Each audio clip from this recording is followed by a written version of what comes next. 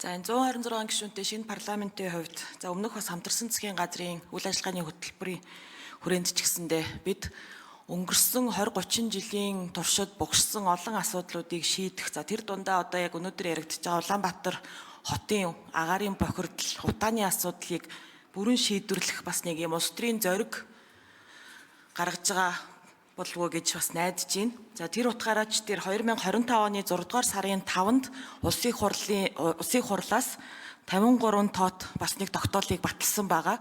Өөрөөр хэлбэл энэ улсын хурал шатараасан байдлаар засгийн газар чиглэл өгөх, за одоо бас үйл ажиллагааны хөтөлбөр төсөв тусгуулах замаар удааг 3 жилийн дотор бүр мөсөн одоо бас алга болох ийм зорилтуудыг дэвшүүлээд ажиллах шаардлагатай байгаа гэж үзэж байгаа. Тэгэхээр энэ 6 дугаар сарын 5-ны өдөр батлагдсан 53 тоот тогтоолоор бид ямар зорилтууд бас дэвшүүлсэн бэ гэхлээр 3 жилийн дотор нийслэл болон төлөрсөн суурин газрын агаарын чанарыг Монгол улсын стандартын жилийн дундаж үзүүлэлт бүрэн нийцүүлэх зорилт бас дэвшүүлсэн байж байгаа.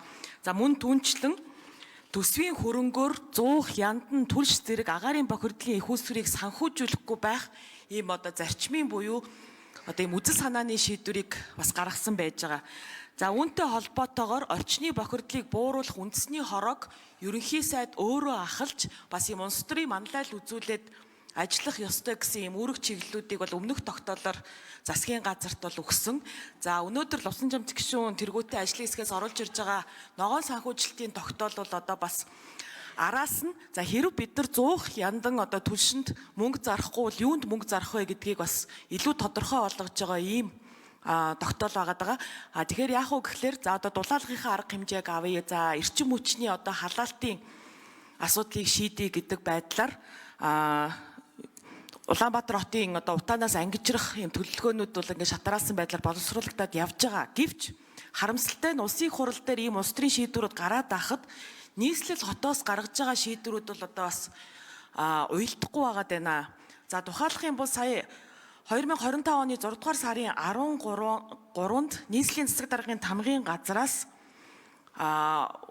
урд хөршөөс энэ Хүүхднүрс гэж нэрлэгдээд байгаа хагас коксжих түлш 226 тэрбум төгрөгөөр худалдаж авах юм тендер зарлалчаа сууж байгаа маа. Өөрөөр хэлбэл эх жил ахаад бид нар төсвийн мөнгийг агаарт хийсгэх буюу 226 тэрбум төгрөгөөр коксчих нүүрс урдаас худалдаж авч ингэж төлөх юм байна л та. Тэгэхээр одоо ингээд энэ улсын хурал дээр явж байгаа бодлого, энэ засаг дээр гарч байгаа бодлого чи ерөөсөө бас уйлдахгүй байна гэж хэлмээр байгаа даа. Тэгэхээр саяны миний дурдаад байгаа энэ 53 дугаар тогтоолын хэрэгжилтийг хангаж ажиллахыг бол одоо засгийн газар буюу одоо ерөнхий сайдаас бас шаардмаар байгаа даа. Тэгээ өнөөдөр бол одоо энэ ч сайднараас бас хинч алга. Яагаад энэ одоо нийслэлээс ийм зөрүүтэй бодлогууд яваад байгаа юм бэ? Яахлаарэ бид нар 230 тэрбумаар одоо бас гаднаас нүүр судалдаж авах хэрэгтэй юм бэ. Хэрвээ энэ 230 тэрбумыг одоо энэ Лувсан жамц тэргүүтээ гишүүдийн яриад байгаа энэ дулаалга бөгөөд халаагуурыг санхүүжүүлэх аянд зарцуулах юм бол магадгүй бид нар ахаад даруй 20-30 мянган айлыг энэ жилдээ багтаагаад яндангуй болох боломжтой болно. Гэтэл энэ бодлого бас хэрэгжихгүй байгаад байна. Тэгэхээр энэ сайднараас бол энэ тодорхой асуудлуудыг бас асуумаар санагдаад байна. Тэгээд харамсалтай нь бол энэ одоо хинч бас байхгүй л байгаад байна. Их хурлын дарга. Хинээс асуух уу? За, ажлын хэсгийн дарга хариулна да. За, жаргалан гишүүндээ баярлалаа. Та бас энэ тогтоолын төсөл дээр бодиттой саналуудыг хэлж өгсөн, тусгасан. 6 сарын 5-нд батлуулсан бас 53 дугаар тогтоолын төслийг боловсруулахад манлайлж ажилласан баярлалаа. Яг таны хэлж байгаачлан бидний энэ хоёр тогтоолын төсөл бол хоорондоо уялдаад явна.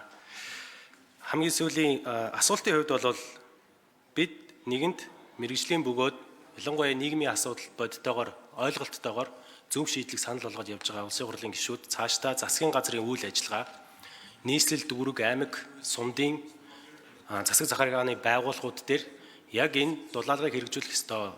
Ганцхан л төлөвлөгөөтэй, ганцхан бодлоготой бариад түүндээ уялдсан ажлыгаа хэрэгжүүлээд явах ёстой.